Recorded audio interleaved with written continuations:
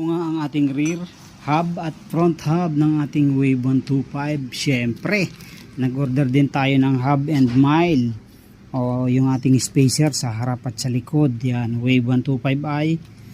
So, Wave 125 rear. So, itong mas malaki,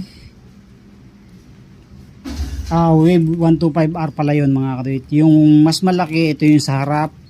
Tapos itong mas maliit, ito naman ang sa likod. Ayan. So, didiin tayo mga katuwit para mas maganda.